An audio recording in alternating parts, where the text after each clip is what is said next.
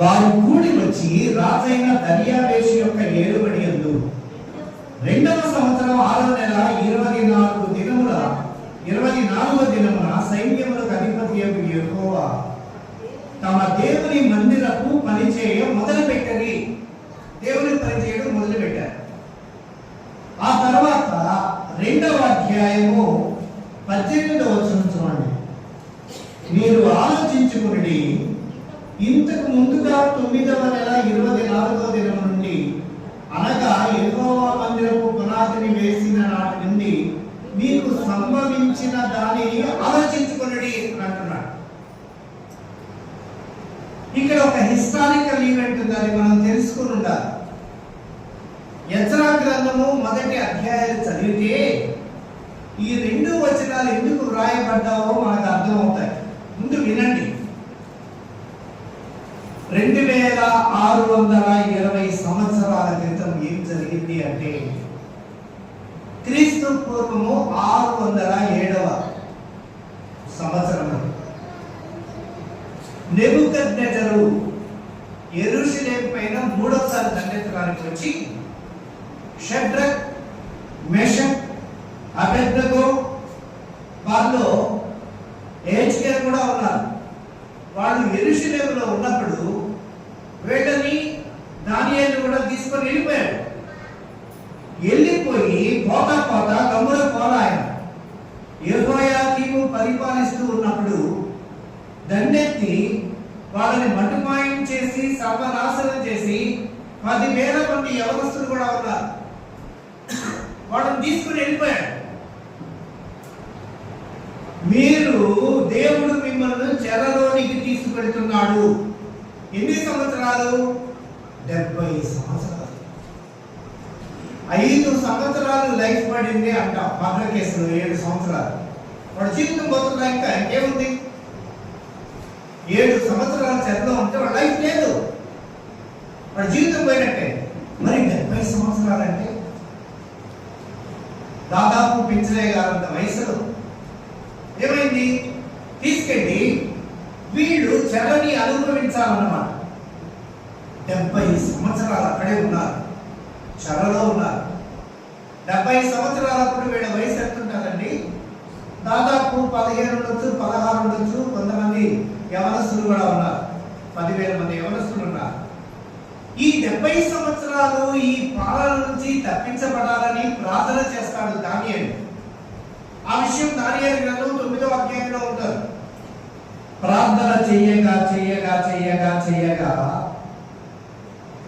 ఆ ప్రార్థన తర్వాత క్రీస్తు పూర్వం 538లో దానియేలు చేసినటువంటి ప్రార్థన బట్టి నెబుకద్నెజరు పరిపాలన కూలిపోయింది. ఆ తర్వాత పారసీక పరిపాలన వస్తాదన్నమాట.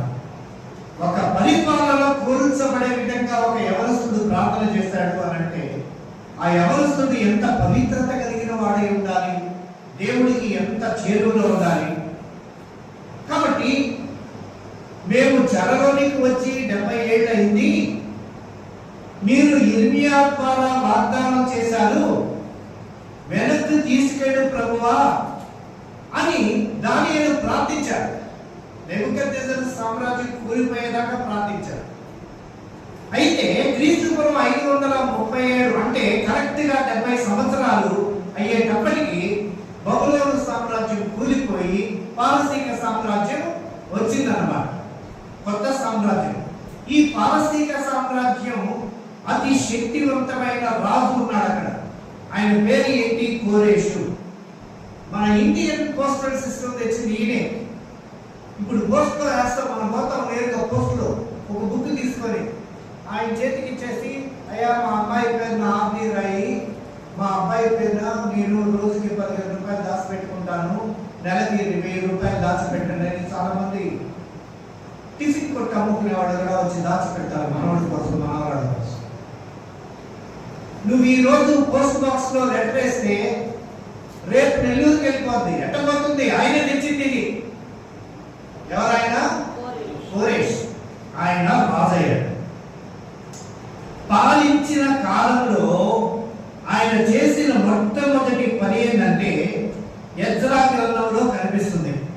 ఆయన సామ్రాజ్యంలో గోపురాలు, దేవాలయాలన్నీ తిరిగి ప్రతిష్ఠించుకోండి అని చెప్పారు. సనాతన ధర్మమే కాదు, ముస్లిమ్స్ మీ మసీదులు కట్టుకోండి, క్రిస్టియన్స్ మీ సంఘాలు కట్టుకోండి, హిందూస్ మీ రాముల వారి దేవాలయాన్ని కట్టుకోండి అని చెప్పి ఒక్కొక్కరికి అభయం ఇచ్చి స్వేచ్ఛనిచ్చాడు ఆయన. ఇలా వాడు స్వేచ్ఛనిచ్చిన తర్వాత వీడు పోయి గుడి దగ్గరికి వెళ్ళి ఫస్ట్ ఆ రోజుల్లో ఏం కట్టారు? ఆ రోజుల్లో గుడులు, గోపురాలు లేవు, కానీ ప్రత్యక్ష గుడారాలు ఉంటాయి. ఆ గుడారం వేయడం మొదలు పెట్టారు. అందరూ గుడి కడితే సామ్రాజ్యం బాగుపడుతుందని అని యొక్క ఉద్దేశం. ఎవరిని కూడా మనం ఎందుకు దూరం చేసుకోవాలి? ఇప్పుడు చంద్రబాబు ఉన్నాడు, జగన్ ఉన్నాడు, వీళ్ళందరూ ముఖ్యమంత్రులు అయిన తర్వాత ఒకే దేవాలయానికి సంబంధించి, ఒకే వాళ్ళకి సంబంధించి వీళ్ళు బదులై ఉంటారు, ఉండరు కదా. లౌకికమని ఉంటారు. అన్ని జాతులు, అన్ని మతాలు, అన్ని కులాలు ఒకటేగా ఉండాలి, ఒక దేశంలో ఉండాలి. కాబట్టి ఎవరికి సంబంధించిన దేవుడు ఉన్నాడు గట్టుకోండి అన్నారు. క్రీస్తు పూర్వం 537లో కోరేషు అనే ఈయన యూదులలో 2 నాయకులు గెలిచారు. వారి పేర్లు, ఒక ఆయన పేరు శేష్ బజార్, ఇంకొక ఆయన పేరు యెహోషువ. అంటే ఈ యెహోషువ గారు బైబిల్లో ఉన్న యెహోషువ గారు ఒక యాజకుడు.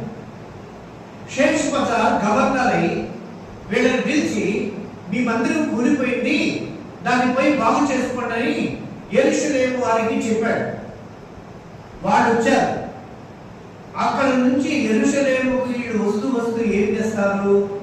5,400 బంగారు ఆభరణాలను, 85,400 బంగారు ఆభరణాలను వీరు చేతికి ఇచ్చి, మీరు వెనక్కి వెళ్ళిపోయి, చెరలో నుంచి తప్పించబడ్డారు, వెనక్కి వెళ్ళిపోయి మీరు యెరూషలేము దేవాలయాన్ని కట్టండి అన్నారు. ఇది ఎజ్రా గ్రంథం మొదటి రెండు అధ్యాయాల్లో ఉంటాయి. వెనక్కి వెళ్ళే వాళ్ళ జాబితా అంతా అక్కడ ఉంటాయి. వాళ్ళు 47,000 మంది అన్నమాట. వీరి నాయకత్వంలో దీని తర్వాత 3వ అధ్యాయంలోకి వారు వెళ్ళారు. ఎజ్రా గ్రంథం 3వ అధ్యాయం వెళ్ళి 7 నెలలకు మొదటి బలిపీఠాన్ని కట్టి బలులు అర్పించడం మొదలుపెట్టారు. 3 నెలల తర్వాత వెనక్కి తిరిగి వచ్చి సంవత్సరానికి మందిరం పునాది వేశారు. ఎప్పుడైతే పునాది వేశారో ఏం జరిగిందో ఎజ్రా గ్రంథంలో చెప్పి నేను ఇక్కడికి వస్తాను.